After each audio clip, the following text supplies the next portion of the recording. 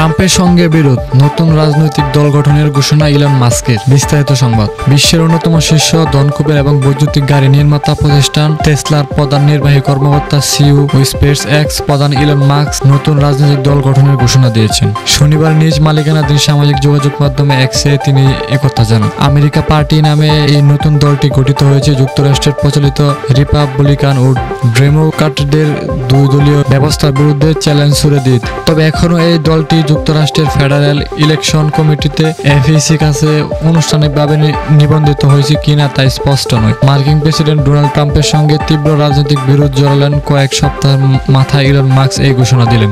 এক সময়ের ঘনিষ্ঠ মিত্র ট্রাম্পের প্রশাসনের গুরুত্বপূর্ণ দায়িত্ব পালনের পর গত মে মাসে হঠাৎ করে মাস্ক পদত্যাগ করেন। এরপরে দুজনের মধ্যে চলমান দ্বন্দ্ব প্রকাশ্যে আসতে শুরু করে।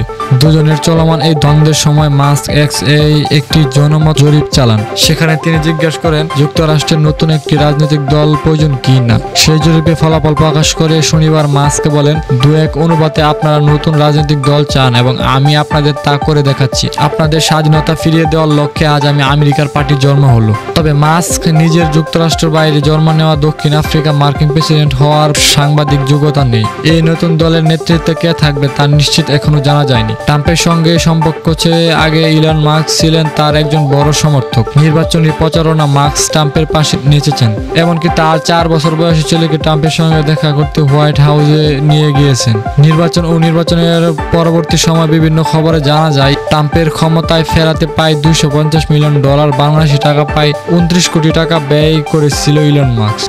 এর কৃতজ্ঞতা স্বরূপ অবশ্য নির্বাচনের পর ট্রাম্প তাকে ডিপার্টমেন্ট অব গভর্নমেন্ট এফিসিয়েন্সি প্রধান হিসেবে নিয়োগ দেন। এই দপ্তরের মূল দায়িত্ব ছিল ফেডারেশন বাজেট ব্যাপক কাটছাঁটের জন্য পরামর্শ দেওয়া। তবে ট্রাম্পের কর ও ব্যয়ের পরিকল্পনা সমালোচনা করে মে মাসে তিনি প্রশাসন ছেড়ে দেন। এরপরে তাকে সম্পর্ক খারাপ হতে শুরু করে। সাম্প্রতিক কংগ্রেসে অনুমোদিত এবং ট্রাম্প স্বাক্ষরিত নতুন এক বৃহৎ চমৎকার বিল নিয়ে মাস্কের আপত্তি ওঠে। এতে বিপুল পরিমাণ ব্যয় ও কর ছাড় অন্তর্ভুক্ত থাকলেও পরিবেশ বান্ধব উদ্যোগ ও টেসলার মতো বিদ্যুৎ গাড়ির জন্য কোনো প্রণোদনা রাখা হয়নি ট্রাম্পের পক্ষ থেকে, যে কারণে প্রচন্ড ক্ষুব্ধ হন মাস্ক। এই নিয়ে ট্রাম্পও এক হাত নিচ্ছেন মাস্ক। নিজ মালিকানাধীন সামাজিক মাধ্যমে ট্রুথ সোশ্যালে ট্রাম্প লেখেন, ইলন মাস্ক সম্ভবত মানব ইতিহাসে সবচেয়ে বেশি ভর্তি পাওয়া ব্যক্তি।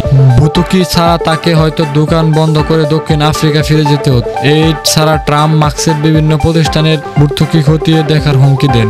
বিসিবির প্রতিবেদনে বলা হয়েছে যুক্তরাষ্ট্রের 2 দলীয় ব্যবস্থার বাইরে রাজনৈতিক দলগুলো টিকে থাকা বা সক্ষমতা আসা অন্তত কঠিন। লিবার্টেরিয়ান পার্টি, গ্রিন পার্টি কিংবা পিপলস পার্টির মতো দলগুলো অতীতে বেশ কয়েকটি প্রার্থী দিলেও মূলবার প্রার্থীদের সামনে তারা টিকতে পারেনি। তবে ইলন মাস্কের মতো প্রভাবশালী ব্যক্তিরও বিপুল অর্থবল নিয়ে আমেরিকার পার্টি অদ্য কত দূর যেতে পারে তা এখনো দেখার বিষয়। পোস্ট যুক্তরাষ্ট্র সংবাদ মাধ্যম।